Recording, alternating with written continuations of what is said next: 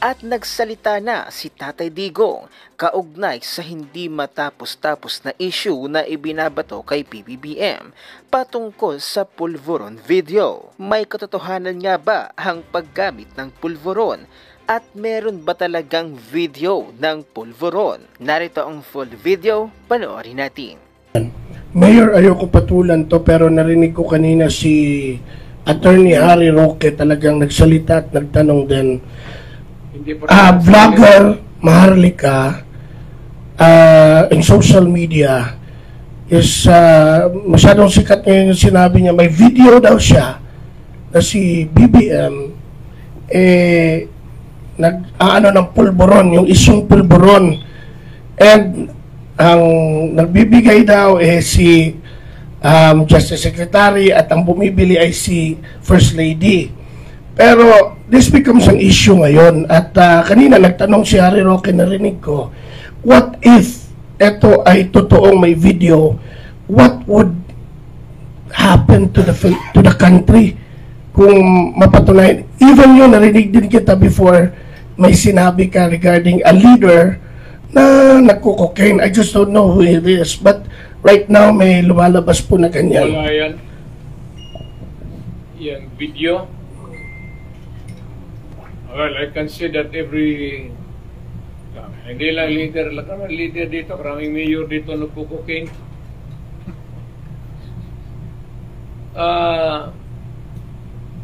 There's no such thing. Kasi kung nandyan pa yan, matagal na lumabas yan. Wala yan. Okay. Yes, Anak. Mayor, balikan ko na yung problema sa insurgency. During your term, ano ba talaga yung dahilan bakit na-stalemate yung negotiation? Na? During your term, bakit ano talaga yung dahilan bakit na-stalemate yung negotiation ng NTF panel sa yung government panel? Na-stalemate?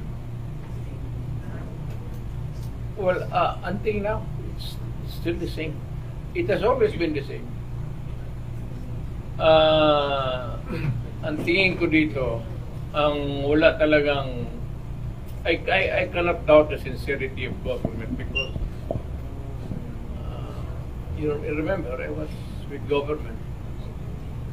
Hindi ko mas ano ako mas yung hindi sincere yung kabila.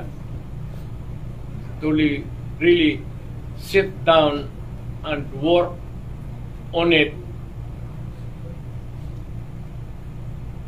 What we want to happen to this country.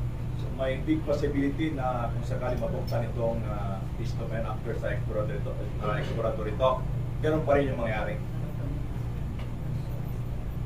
Because they're not serious. I don't know. I hope that it would be a change for the better. At least a better part of the talks would succeed to make way for the succeeding ones to prosper. Last na lang, Mayor, magkastos ba talaga itong peace talk?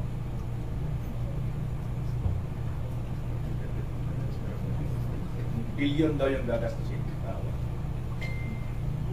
Awang ko, hindi ko talaga maano to. Until now, litong-lito rin ako dyan eh.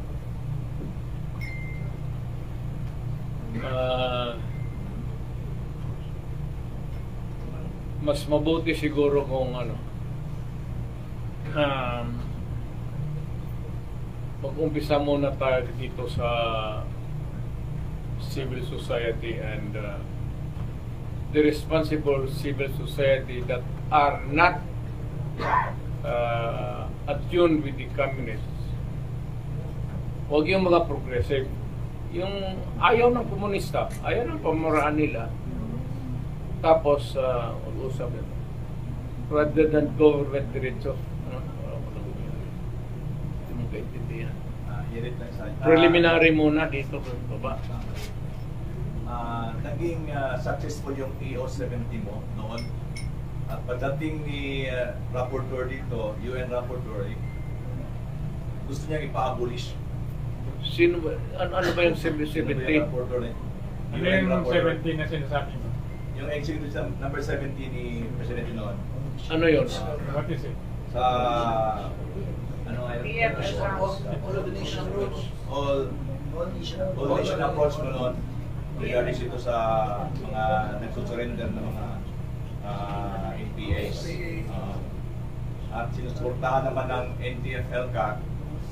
At pagdating nitong si UN Rapporteur, ay yan talaga yung una niyang sinasabi na ipa-abolish or buwagin. Bakit daw? Diba? Sino? May nagsabi sino sa kanya.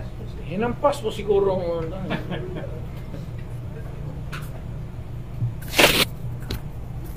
Okay. Yung Rapporteur has no business talking about the internal affairs of the world. Yes. Go ahead. Sir, balikan ko lang yung ano. Can you stand up, please? Very good. Can you use the microphone? Okay. Good evening, Mayor. Balikan ko lang yung anti-firecracker ordinance po. Since firecracker ordinance, total firecracker ban ordinance po dito sa Davao City since napasa po ito 21 years ago, and then right now parang walang bisa sa iba. It's because even if it exists, marami pa rin nagva-violate, and some of the violators are organizer pa ng isang city-initiated na event. And then right now, they are calling for, tawag nito, ganito na ha? amendment po. Ganito na. Alam mo, sinabi ko sa'yo, I was not joking when I said na medyo hirap na ako sa ears ko. Okay po, okay po. Magbinisaya ka na lang diretso. Saan mo lang? Mayor, naiusa ka, 21 years na ang total firecracker ban ordinance. Total? Firecracker ban ordinance. Basta bawal paboto diri sa Davao. Ngayong panahon yun? From your time pa. And then right now, na mga events organizer na ginatry nila bend ang ordinance, and then there's a clear violation jud nga makita based sa videos nga makita. They violated. They violated really. So, and then karon by what means? Ilahaging nagamit gid sila og pyrotechnic, sparkler in For particular. example, like New Year? Yes po. City government initiated. Ang city government mismo? Organizer. Private organizer. Private organizer? Yes po. Not government. The government cannot violate the ordinance. Pero ang ilang gina-push karon, Mayor, is i-amend or i-revise ang ordinance nga 21 years na nag-exist. Well, it is 21 years old. If the present council would deem it necessary for changes to take place, it's not my call anymore. Wala na ako sa control. So, I cannot stop them. I cannot delay it. Wala na. Why power? I leave it to the present people who are in control of government, including the executive department. Kung papayag sila. Sino bang si Baste? Tanong yan, that should be a question for Baste, not for me. Wala na ako dyan. Malayo na masyado ako. By a mile. But since ikaw ang brainchild, ani Mayor, ani nga ordinance? Wala. It's material. There are no permanent laws and permanent ordinances. No such thing.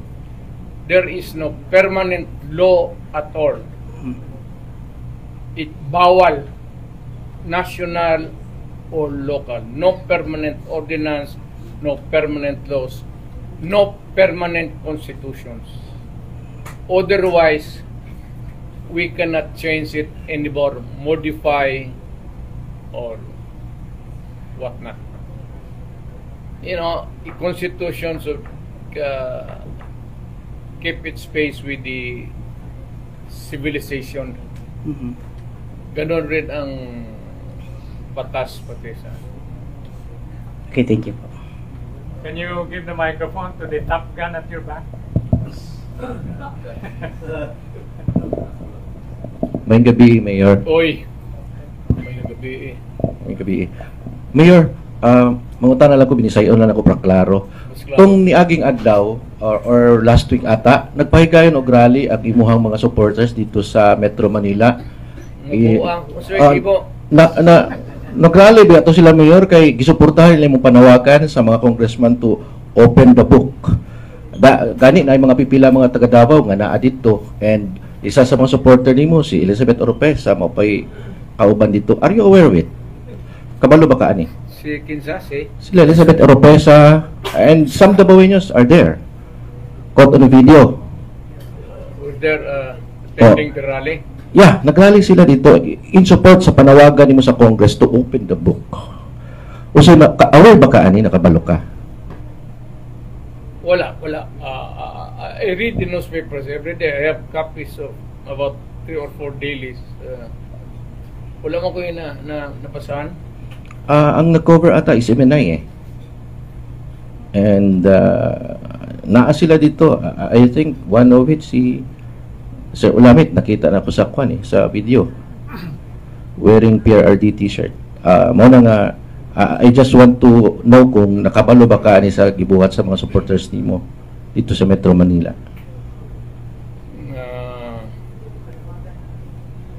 Wala. Wala po sila ngayong permiso sa ako. Kung ngayon po sila permiso sa ako, whatever you believe in, go ahead. Wag mo na akong pakialaman. My sentiments or my views are no longer relevant. If So- at all, it would be in a guise of an advice. So if ever Mayor magpadayon ni sila nga aktibidad sa mga tigsuporta nimo, unsay panawagan nimo sa ilaha?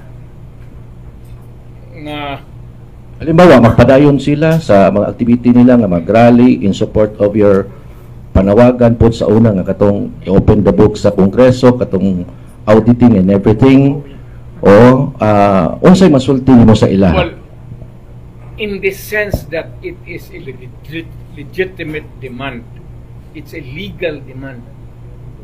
Di nimo na mapunggan. With or without my word or blessing, it is always the right of every citizen. Each one of us has that right to demand an accounting of the money of our money, the people, to the last centavo. Di mo pigilan niya. And I would be the last to stop them. Because it's their constitutional right anyway. Because it's their money.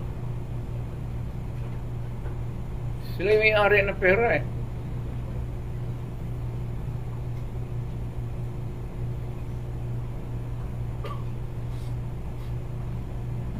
Okay, anyone else?